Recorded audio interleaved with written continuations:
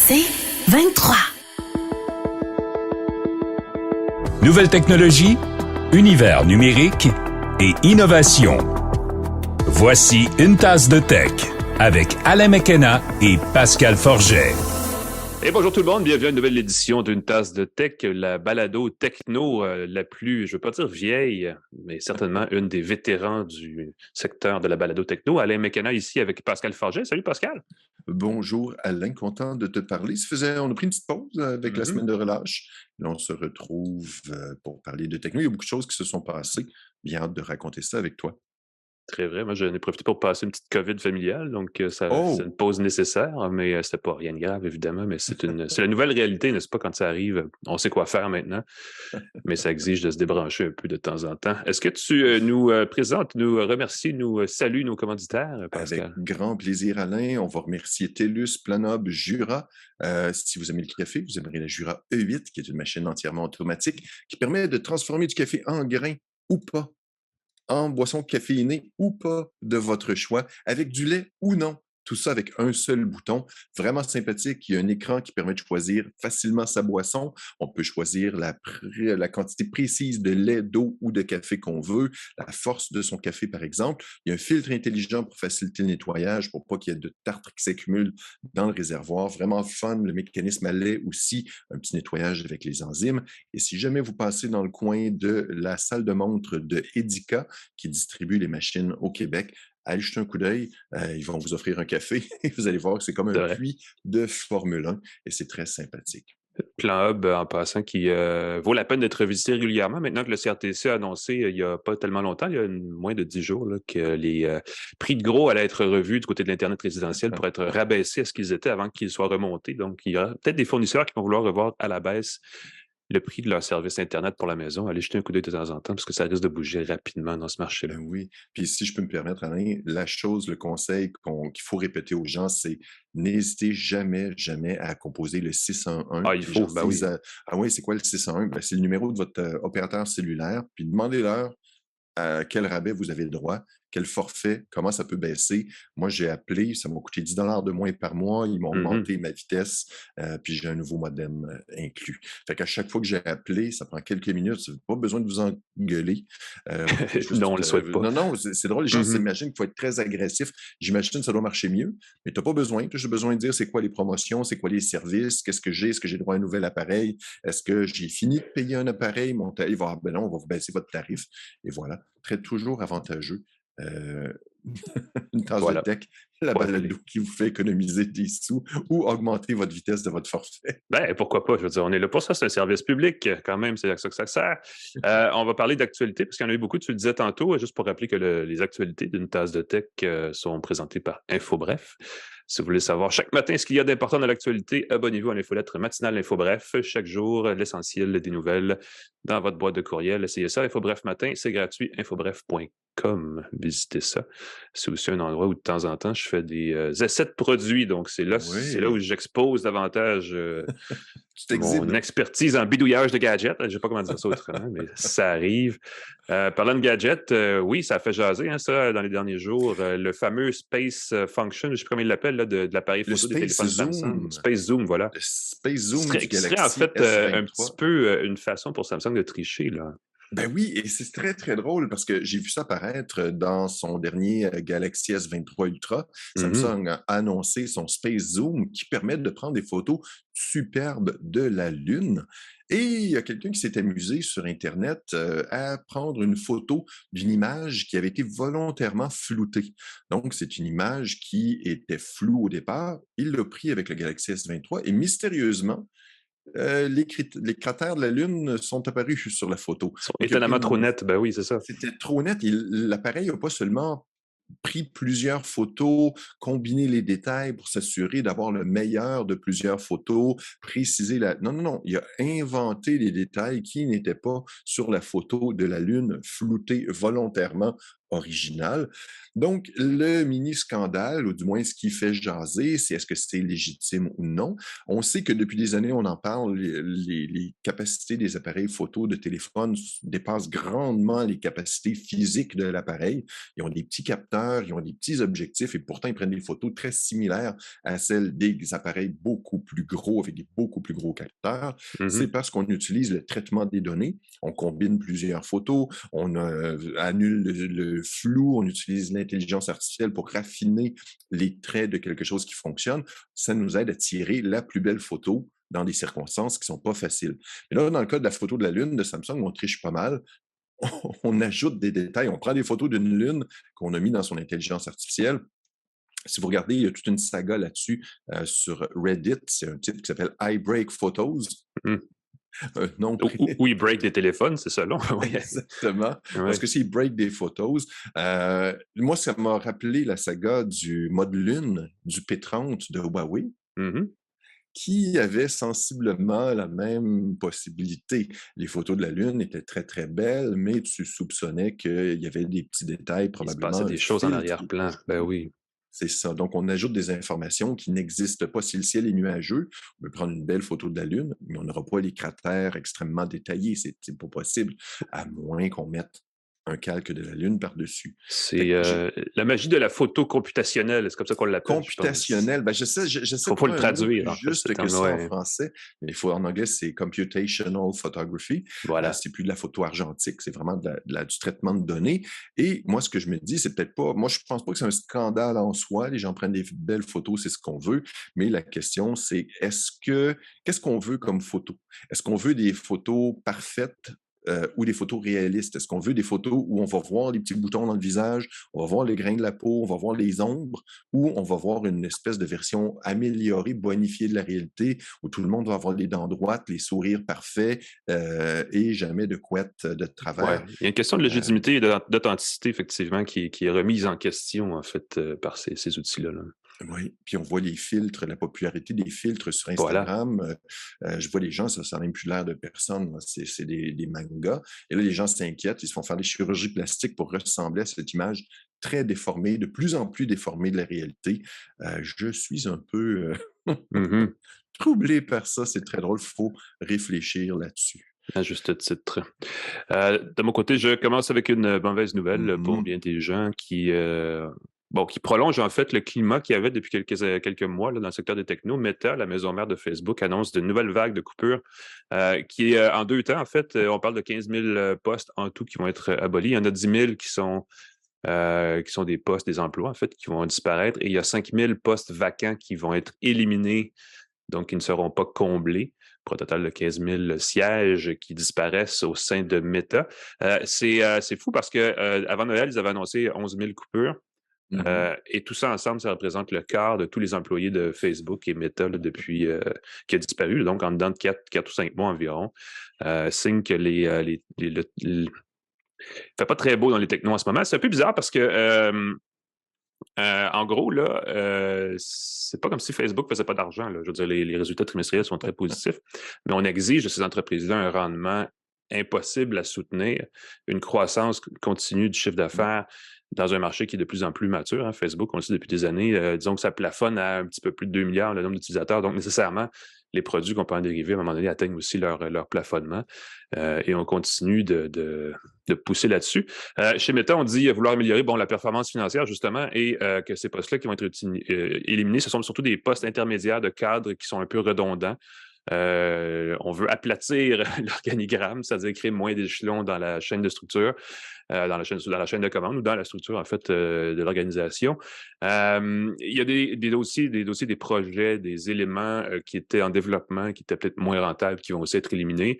Un de ceux-là, je pense, c'est directement lié à tout ça. On a parlé la semaine, pas la semaine dernière, mais au dernier épisode, de la disparition du live shopping sur Instagram, ça doit être un exemple. Mais il y a aussi l'abandon des NFT comme outil de paiement des créateurs sur les plateformes de Meta, qui vient certainement de ce besoin-là de se recentrer sur les priorités chez Meta, mais qui est indicateur d'une tendance plus large. Je pense que le pique-nique est fini dans les technos. Là. La récréation, clairement, est passée. Et des éléments comme les NFT qui étaient clairement purement basés sur une espèce de hyper-optimisme spéculatif un peu dans l'espace, un peu le phénomène de bulle, si on veut. Elle va être un des premiers à en souffrir clairement, et c'est ce qu'on voit chez Meta en ce moment. Donc, à suivre dans les prochaines semaines. On dit que peut-être Google, en fait, Alphabet, la maison mère de Google, pourrait elle aussi, dans les prochaines semaines, procéder à une nouvelle vague de coupures. Ça brasse pas mal. Il faut dire qu'il y a un revirement aussi, hein, on va en parler plus tard dans l'émission avec ChatGPT, GPT-4, mais tous les outils comme ça sont développés pour plein d'applications, mais les premiers à adopter ces outils-là vont être des gens dans le secteur des technos. Donc, nécessairement, ça nourrit la machine. Là. On sait qu'on peut aller accroître la productivité en automatisant un paquet de tâches, et nécessairement, les compagnies technologiques sont les premières à en profiter et à en souffrir aussi en deux temps. Donc, ça va être à suivre. Ouais, J'apprends un truc, là. Vas-y. J'allais passer à l'actualité suivante qui, si je comprends bien, nous annonce la venue d'un nouveau fournisseur Internet. Qu'est-ce qui se passe? Un fournisseur Internet par le ciel, parce qu'il n'y a pas que Starlink qui offre Starlink de Elon Musk, qui permet d'accéder à Internet à haute vitesse par satellite. Il y a Amazon qui travaille aussi là-dessus. C'est son projet qui s'appelle Kuiper. On a présenté un aperçu des antennes qui vont être utilisées pour se connecter à Internet. Donc, c'est par un réseau satellitaire, une constellation de satellites. Il en faut beaucoup, des satellites en orbite basse. On prévoit, écoute, j'ai pris en note, ça m'a surpris, on prévoit lancer jusqu'à 3236 satellites. Ça va demander 92 lancements de fusées qui vont commencer dans la première moitié de 2024. Donc, ils ne sont pas encore les satellites, mais déjà, ils ont les antennes pour capter le signal des satellites. Et c'est très drôle parce que ça ressemble grosso modo à une pizza. C'est une boîte là, qui est un peu plus petite qu'une pizza moyenne de 11 pouces par 11 pouces, qui est sur une base. Ça, c'est le modèle résidentiel. On promet une connexion Internet par satellite jusqu'à 400 mégabits par seconde. Et ça devrait être vendu autour de 550 $. Donc, c'est relativement abordable. Un petit peu moins cher que ce que Elon Musk propose, qui est autour de 700 $ pour son antenne. Il y a un modèle plus compact, et ça va faire jaser. Ça, j'aimerais beaucoup l'essayer. C'est le format Bambini.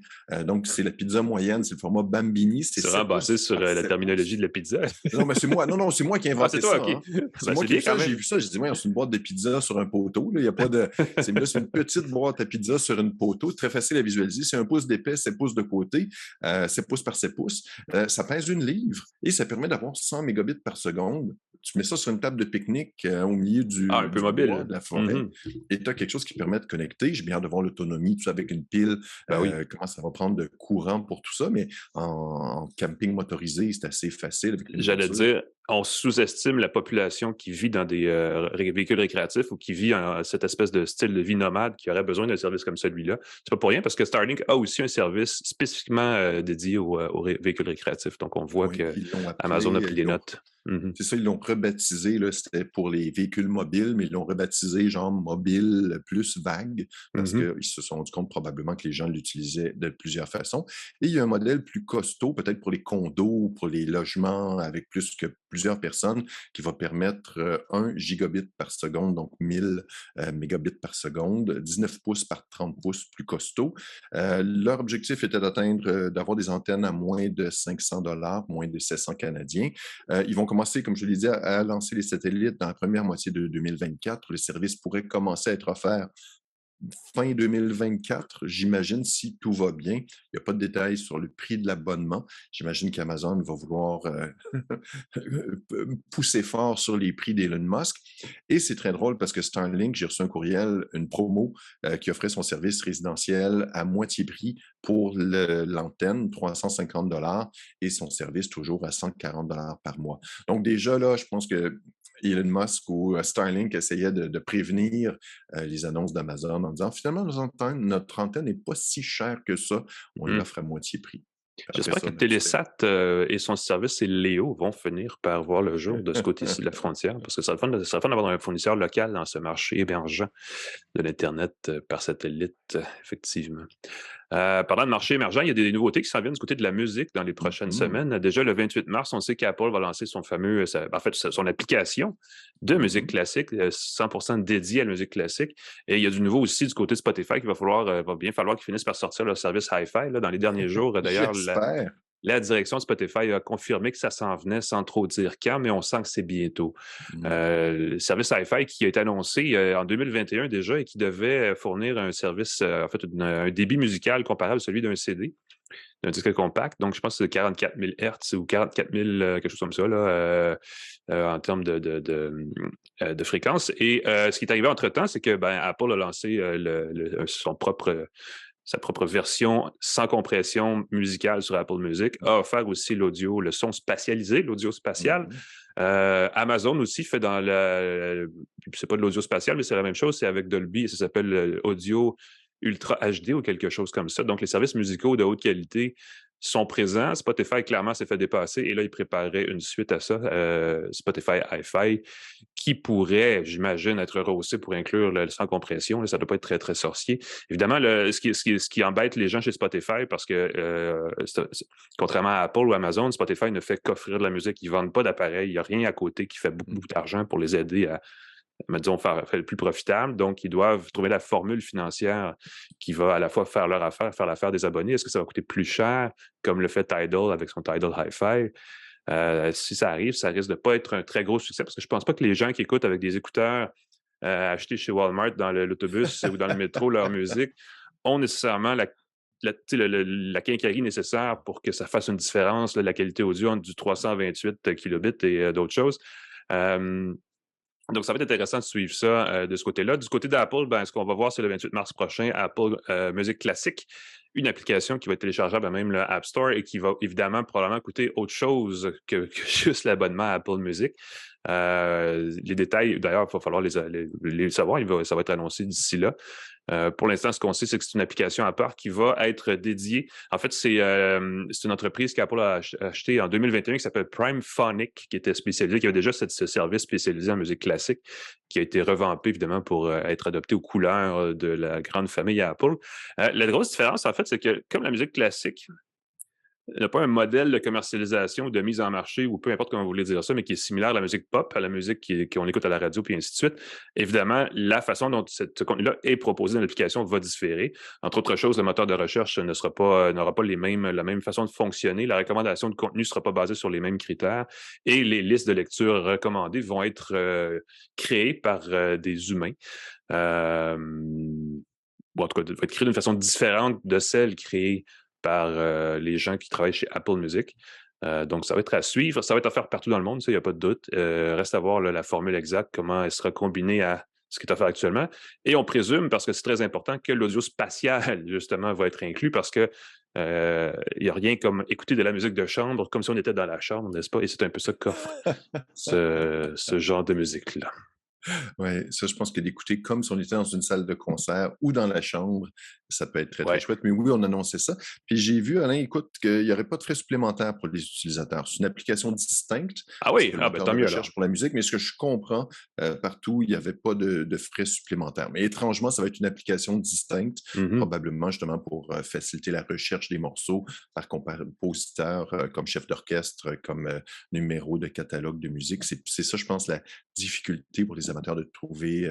C'est pas nécessairement une chanson que tu veux un interprète, une salle de concert, une date, voilà. Tout ça. Bon, tant mieux si c'est gratuit. On pourra en reparler parce que au devoir, j'ai mon collègue Christophe Huss, qui est un expert de musique classique, qui aura certainement l'occasion d'essayer ça et de venir commenter chez nous. Je vais l'inviter. J'espère qu'il va dire oui. Ça va faire changement. On parlera de musique classique à une tasse de thé. Ça va relever le niveau. Nous, on a des bonnes voix radiophoniques, Pascal, mais on ne fait certainement pas dans la musique. Et là, ce sera l'occasion de plonger un peu dans cet univers. On n'a pas que des voix radiophoniques, on a aussi des visages télévisuels. Mais... Bon point. En tout cas, YouTubeable. Je ne sais pas si c'est un mot, mais sinon, je viens de l'inventer. Merci Pascal, ça fait le tour des actualités. On prend une mini pause et on revient. On va parler de ChatGPT, GPT-4, d'intelligence artificielle, de langage, de compréhension du texte, de génération. En tout cas, on va parler de tout ça parce que c'est la folie et il y a eu du nouveau cette semaine. Est-ce qu'il faut s'en réjouir? Est-ce qu'il faut craindre? Qu'est-ce qu'on en pense? Restez avec nous, on en parle tout de suite à Une tasse de tech. De retour à Une tasse de tech avec Alain McKenna et Pascal Forget. Et bienvenue sur une tasse de tech. On met notre gros cerveau là pour parler de choses très sérieuses, Pascal, lorsqu'on va parler d'intelligence artificielle. Il y a eu une nouvelle cette semaine, OpenAI, qui est le laboratoire californien qui développe le principal moteur de compréhension et de génération du langage qui fait beaucoup jaser ces jours-ci, GPT, qui est derrière le service web ChatGPT, là, qu'on a vu un peu partout dans les derniers mois, a présenté GPT-4, qui est la quatrième génération en principe de cet outil-là de compréhension de génération du texte. ChatGPT, pour vous donner une idée, c'est comme des systèmes d'informatique en tout genre. Là, il y a différentes versions. On avait la version 3.5 et là, il existe aussi la version 3.5 Turbo. Ça peut juste vous mêler un petit peu plus. Et là, on a présenté GPT-4. Il y avait depuis plusieurs mois bien des rumeurs à ce sujet-là, à savoir que ça allait décupler, plus que décupler, en fait, la puissance, la capacité de compréhension des outils comme ChatGPT.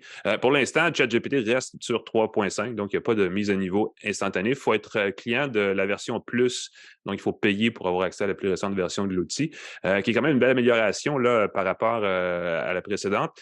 Pour ceux qui veulent absolument toucher à la bébite, c'est aussi intégré, là, GPT-4, immédiatement dans Bing, le moteur de recherche de Microsoft.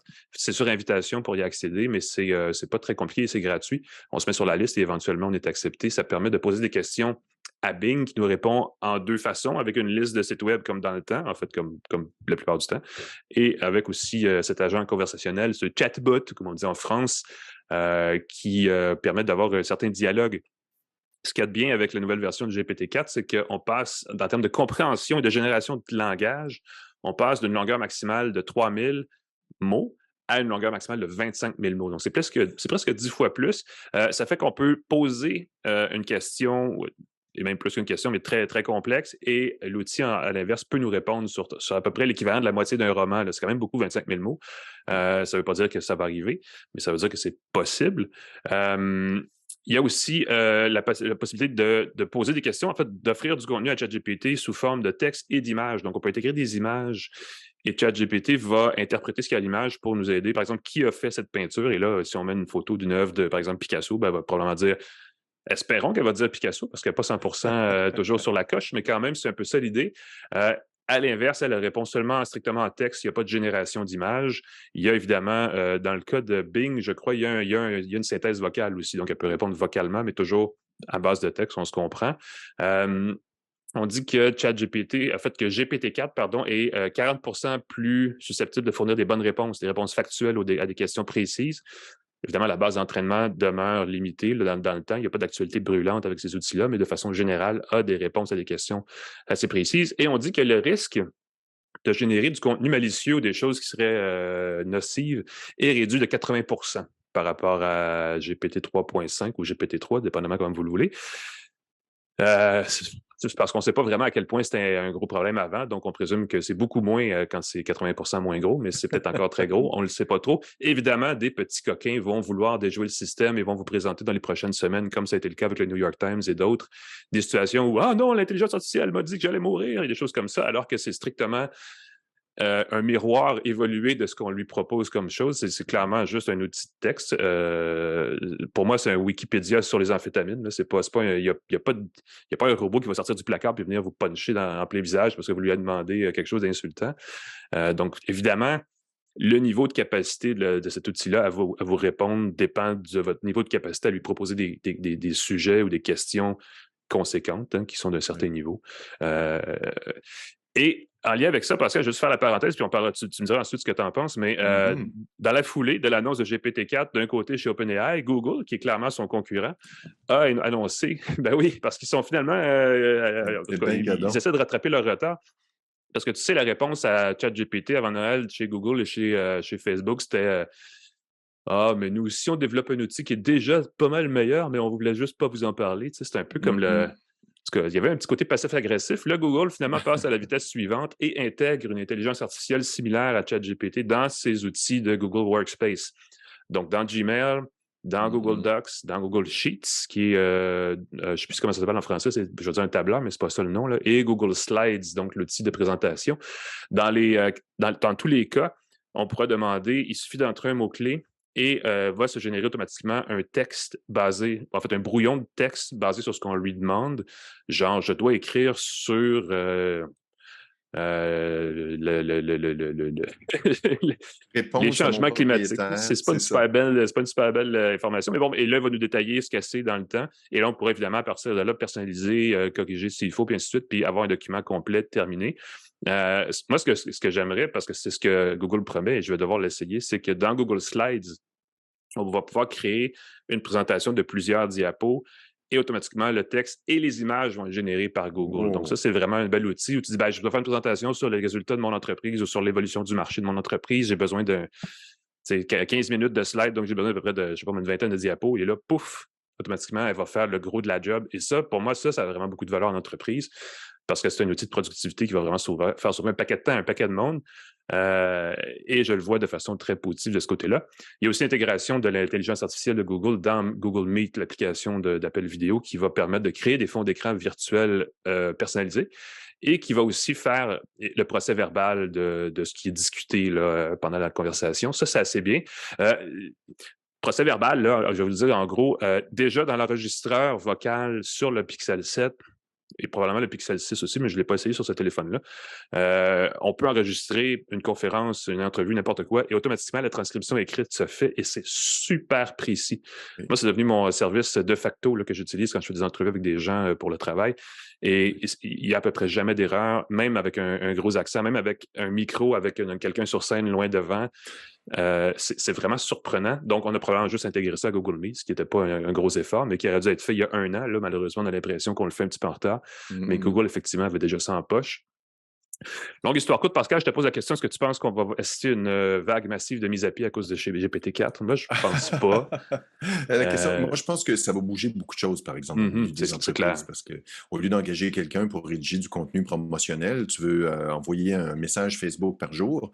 Déjà, le niveau est pas très élevé, honnêtement, là. Genre, qu'est-ce que vous pensez du lundi? Êtes-vous fatigué? Hey, aimez-vous le café? Je vois beaucoup de contenu comme ça, douteux, Ouais. qui circulent. Les entreprises vont s'amuser à générer avec ChatGPT. Dis-moi 10 questions que je peux poser à mes abonnés Facebook. Il va y avoir beaucoup de contenu comme ça. Pour le contenu rédactionnel, promotionnel, tu sais, le fameux content Sponsored content. SEO, là, Search Ouais. Engine Ah, ça Optimization. aussi. Là. Ouais. Écoute, tu vas remplir un site web de 250 pages de Le contenu marketing de contenu. Voilà. qui va brasser sensiblement les mêmes concepts. Fait que oui, ça va brasser énormément de choses. Moi, je pense que c'est les fraudeurs qui vont en tirer tout d'abord. C'est tout le temps ça. Hein. C'est comme les fraudeurs vont en Quand c'est pas la tirer porno, c'est le quand crime. c'est pas la porno, c'est les fraudeurs, parce qu'avec ça, tu peux créer des messages très alléchants. Je peux dire comment je peux répondre à ce monsieur-là. Je suis une femme française esselée avec un enfant. Tu peux tout générer la réponse automatiquement et probablement que ça va être mieux écrit que ce l'est maintenant. Ce que tu dis là est extrêmement vrai parce qu'on le sait, surtout en français ici, tu sais, toutes les campagnes d'hameçonnage sont généralement en anglais. Et en français, c'est atrocement mal écrit. Tu sais, les faux Mhm. courriels de Desjardins ou peu importe sont toujours plus bourrés de fautes, alors que là, on va pouvoir, dans un seul clic, générer le même courriel de phishing, de hameçonnage en comme à peu près 14 langues et ça va être bien écrit dans les 14 langues. C'est vrai que ça va rehausser la difficulté de ce côté-là, il n'y a aucun Ben doute. oui, puis si quelqu'un répond, tu vas pouvoir générer rapidement une réponse détaillée qui va dire pourquoi tu peux pas me voir, on veut plus se voir. Non, non, je ne peux pas te voir, blabla. Là, tu peux détailler toute une histoire que ChatGPT peut créer qui est assez Mhm. flyée. Je vois pour la recherche, ça risque de brasser beaucoup au niveau de toutes les entreprises qui dépendent de revenus parce que maintenant, tu n'as plus une liste de liens. Moi, je regarde l'intégration de ChatGPT dans Bing et c'est beaucoup plus joli que je l'imaginais. Parce que dans la version démo, tu avais ton champ de recherche habituel et dans le coin, tu avais une petite fenêtre pour ChatGPT. Dans la version, quand j'ai enfin été accepté à la Ah bêta, à oui. la démo, tu as carrément un champ qui s'appelle conversation. Mhm. Et là, tu jases avec Bing. Tu n'as pas de lien. Là. On ne donne pas. On va donner les sources, on va donner d'où ça vient, mais on n'aura pas une série de liens. Fait que tous les liens Oui. publicitaires qui étaient, comment ils vont Et financer ça, sur je ne mobile, sais c'est encore mieux fait dans pas. Bing, en Oui. fait. Mhm. Super bien fait. Fait que Microsoft, je ne sais pas comment ils vont monétiser ça. Ça va peut-être se gâter dans.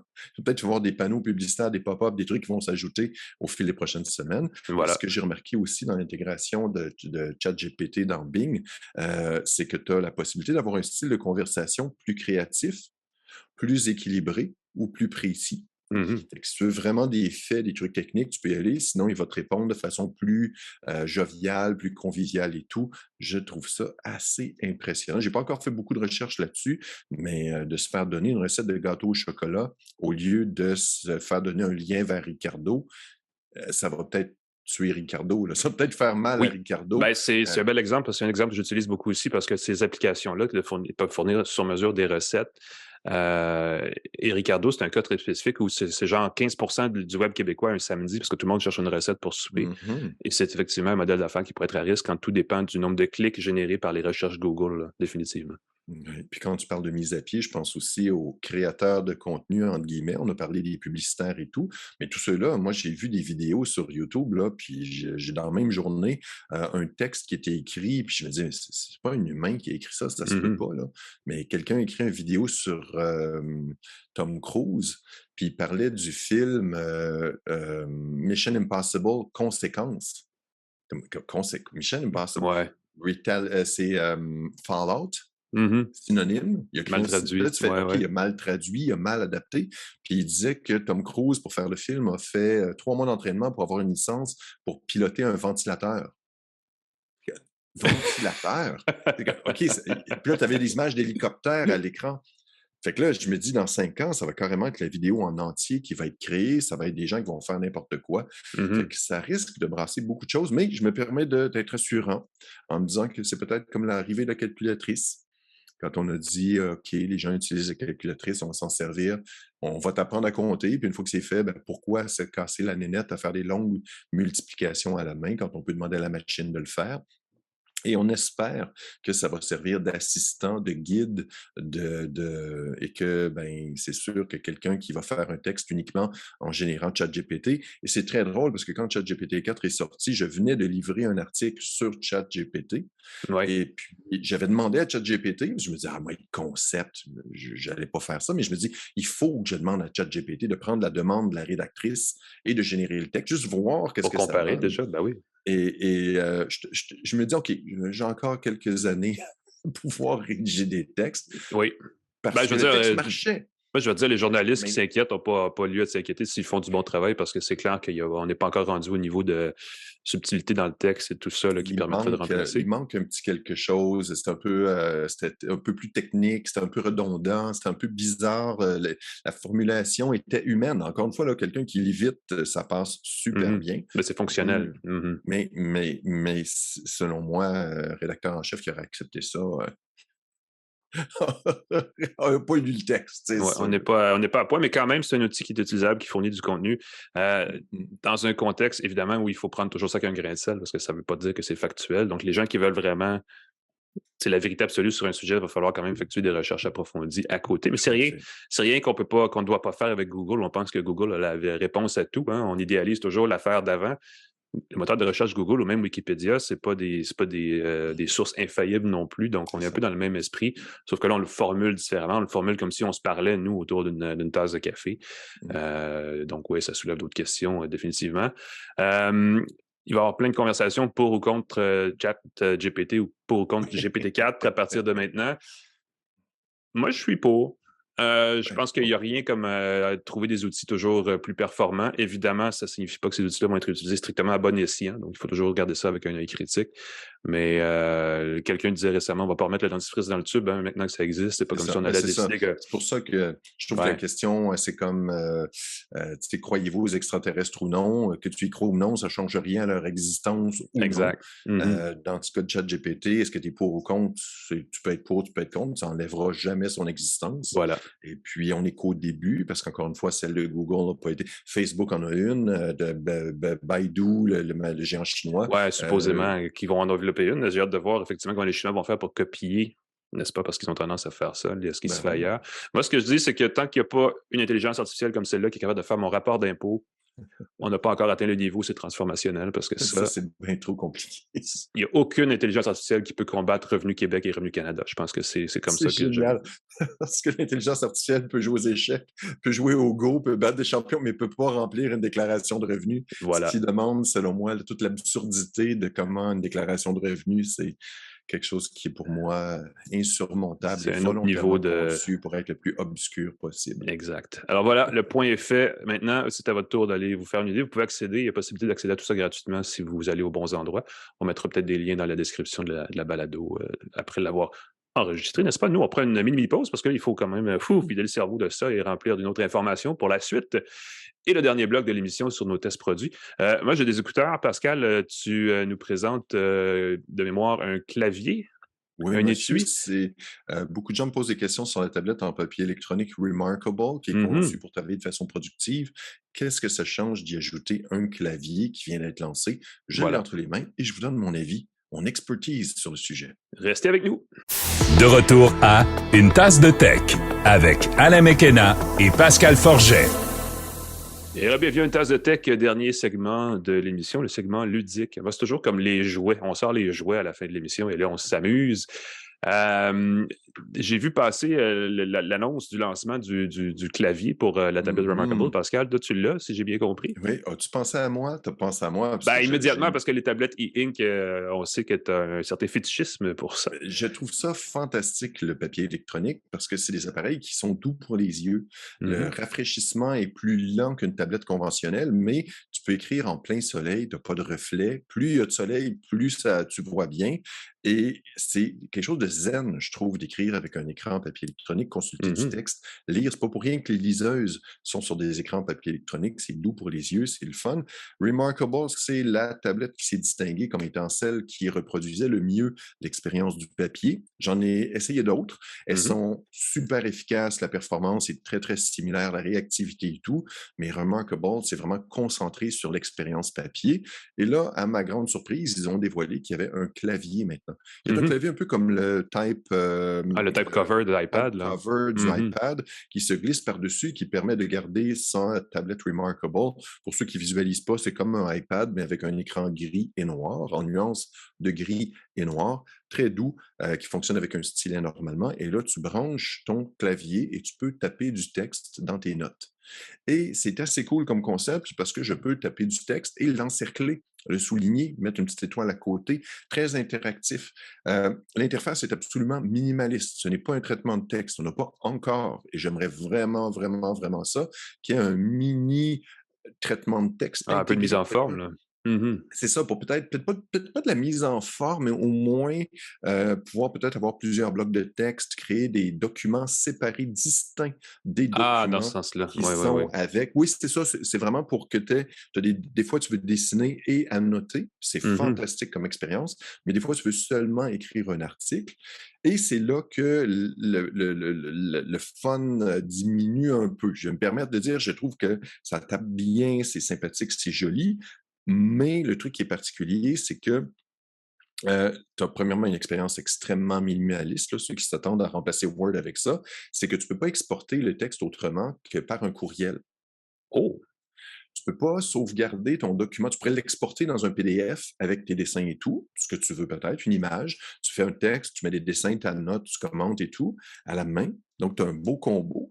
Mais je m'attendais à ce qu'on puisse créer du texte séparément et peut-être l'exporter idéalement en format Word, le sauvegarder directement dans son OneDrive, le sauvegarder directement dans son espace Google. Puis là, tu peux le finaliser, le mettre en page, l'éditer dans un éditeur de texte normal. Non, on l'envoie dans un courriel en format texte. Il faut copier le texte de son courriel, le mettre dans son traitement de texte et finaliser son texte, ce qui est assez minimaliste comme expérience. Et Mhm. l'autre chose qui est particulière, c'est que le clavier physique comme tel est offert en plusieurs langues, entre autres en français, en norvégien, en espagnol avec les configurations AZERTY, QWERTY, et ainsi de Ah suite, oui.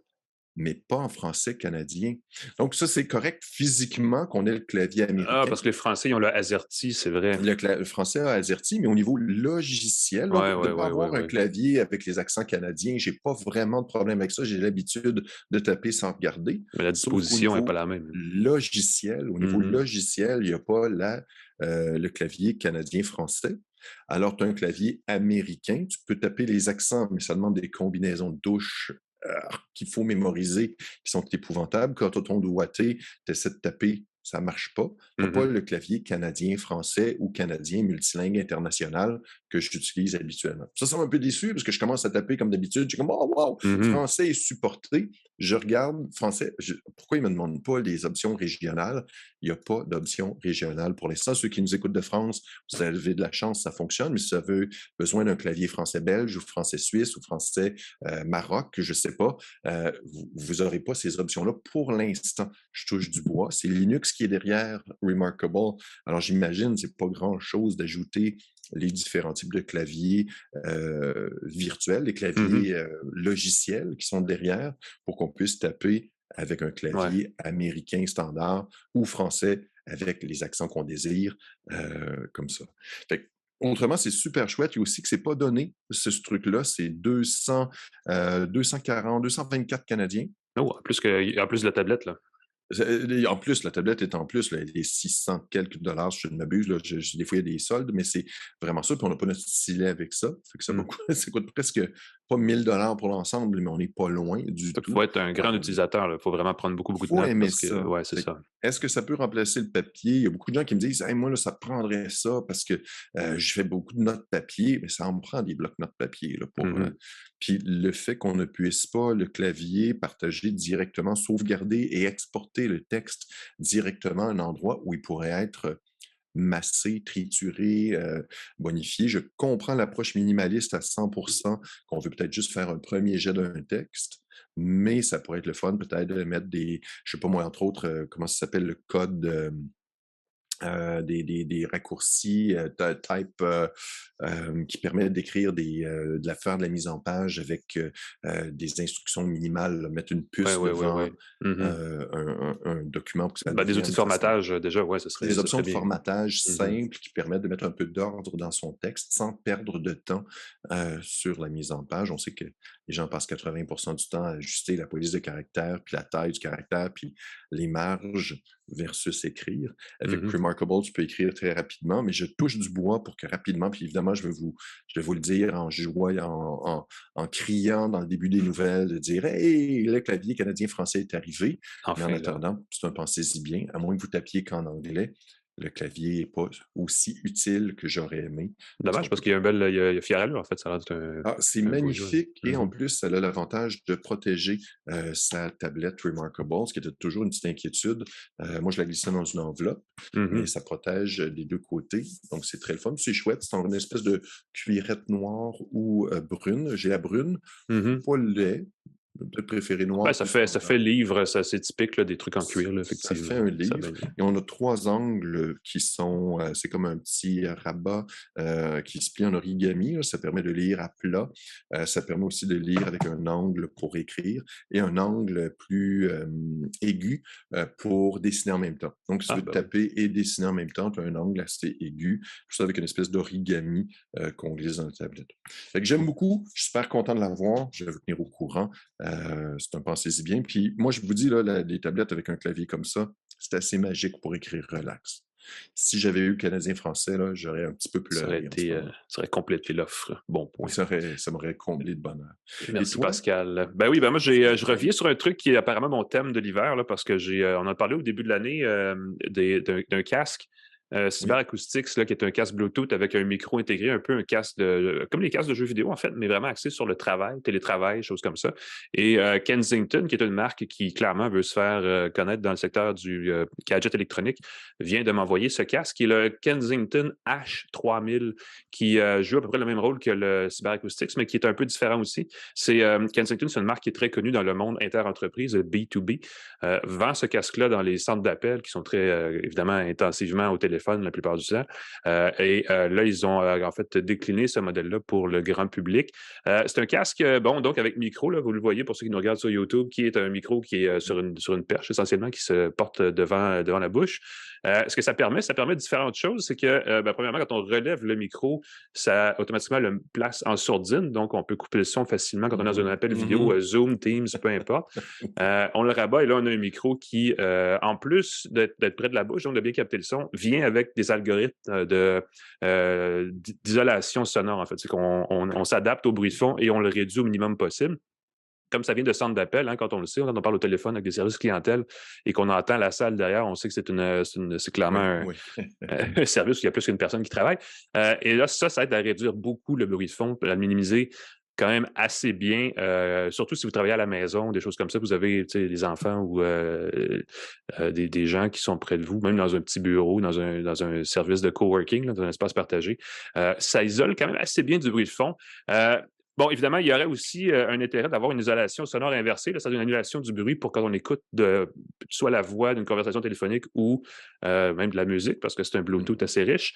Malheureusement, il ne contient pas cette fonction-là dans ce casque-là. En revanche, comme ce sont des oreillettes qui over the ear, là, qui englobent l'oreille au Qui se complet. pose sur l'oreille, Oui, exactement. autour de Ça, l'oreille. ça, ça se dépose sur le côté de la tête, donc ça vient isoler passivement, physiquement l'oreille et ça coupe quand même une bonne partie du bruit parce que le coussinet là, est quand même assez dense et enlève une bonne partie du bruit de fond.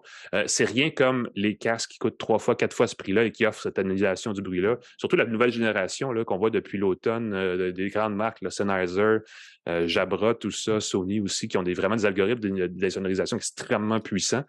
Malheureusement, il coûte 2 ou 3 fois plus cher que ce casque-là. Donc, ça, c'est peut-être un truc. Mais si vous travaillez dans un environnement relativement silencieux, ce casque-là fait tout à fait le travail, surtout qu'il coûte seulement 129 américains. En fait, c'est 100 américains en ce moment. Donc, c'est à peu près 130 canadiens, ce qui est une fraction du prix des casques qui n'ont pas ces fonctions-là.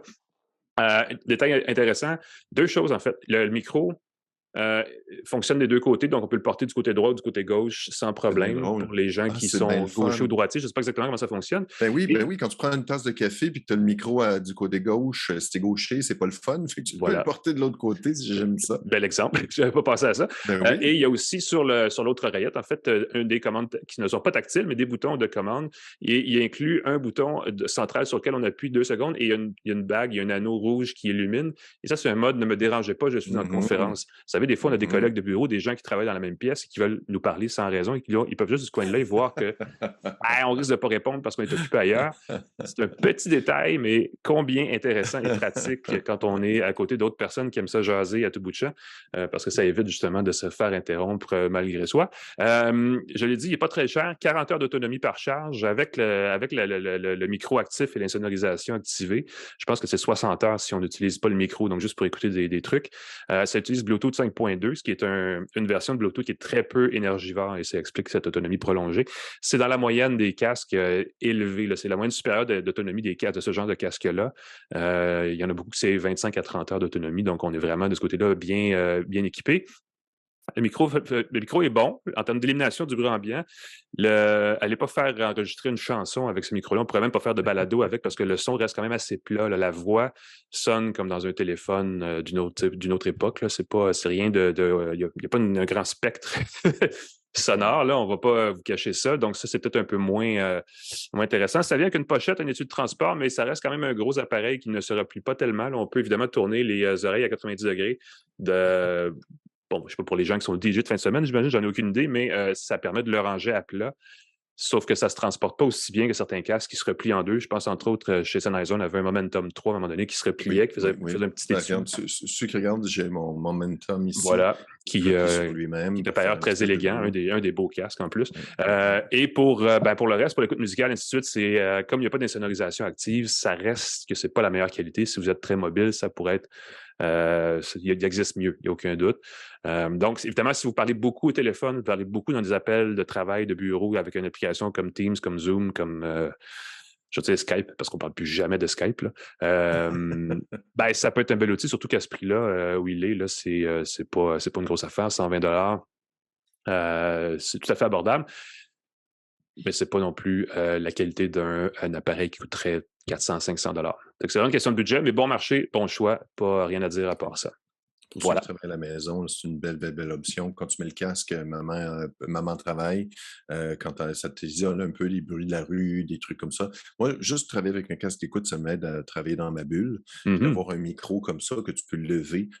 Les gens l'oublient tout le temps. Je fais des cours, je fais des formations en Oui, ligne. ben c'est Les ça, ça gens reste le souvent gag. Ouais. ont le petit micro qui est levé pour ne pas déranger. Tu baisses le micro, ça active ton micro automatiquement. On adore ça. Mais c'est ça, il faut penser de le faire. Mais ça évite aussi ça te permet de parler à des gens sans interrompre la Voilà. présentation, parler aux enfants. sans te déranger comme ça. Merci, Pascal. Merci, Alain. Ben, ça fait plaisir. C'est tout pour nous cette semaine. On va terminer là-dessus. Est-ce que tu... en fait, on va remercier. Ben Je vais oui. le faire, Pascal. Gégé. Vas-y. Remercier nos commanditaires parce que c'est tout le temps toi qui le fais. Bon. Hein? Plan Hub, le site de comparateur de prix dans le sans-fil et l'Internet. TELUS, fournisseur sans fil, justement. Et Jura, qui fournit une dose généreuse de caféine directement dans ma tasse tous les jours. D'ailleurs, ma tasse est ici. Vous voyez, si vous remarquez ça sur YouTube, elle est énorme.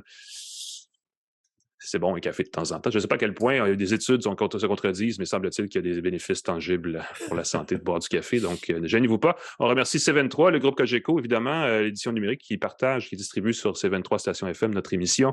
Claude Hébert et Jean-Christophe Ouellette à la mise en onde, parce que Claude est en vacances, puis ça fait un petit bout de temps que je ne l'ai pas vu et je m'ennuie. Salut Claude. Jean-Christophe, pendant ce temps-là, fait de l'excellent boulot. Pascal, que je salue encore une fois, remercie d'avoir été avec moi comme chaque semaine, qu'on peut lire sur pascalforget.com, qu'on peut lire avec des plus gros caractères dans le bel âge, si j'ai bien compris. Tout à fait. Et moi-même, vous pouvez voir, écoutez, je vais en reparler de GPT-4 si vous voulez plus d'informations sur ce que je radote tous les jours. C'est dans le devoir que ça se passe. J'ai quelque chose sur le nouveau jeu Tetris en fin de semaine, je vous le dis tout de suite. Pas le jeu, le film Tetris, c'est ça que je voulais dire. Parce que moi, Tetris, c'est mon jeu. Hein, ben tu vas aimer le film, en fait. Il va être si jamais tu as des passes pour le voir à l'avance. Il est sur Apple TV+, donc tu peux demander aux gens d'Apple. Je sais qu'il y a une flopée de nouveaux films. Il y a Super Mario qui s'en vient aussi. Il y a Gran Turismo. Il s'en passe des affaires dans le jeu vidéo dans les prochaines semaines. J'en parle pas dans le devoir. Allez voir ça, allez lire ça, c'est en fin de semaine. Pour le reste, on vous souhaite une bonne semaine, une bonne fin d'hiver, début de printemps, parce que ça s'en vient la semaine prochaine. Nous, on va être de retour la semaine prochaine pour une autre tasse de tech, peut-être en direct de Vancouver. Je n'ai pas encore pensé à ça. Oh, tiens-moi au courant. Mais oui, certainement, parce que tu vas être le premier averti. J'espère. Et entre-temps, n'hésitez pas, abonnez-vous. On est sur les plateformes de balado. Allez vous abonner. Vous ne manquerez rien de l'actualité technologique grâce à nous à Une Tasse de Tech. Salut tout le monde!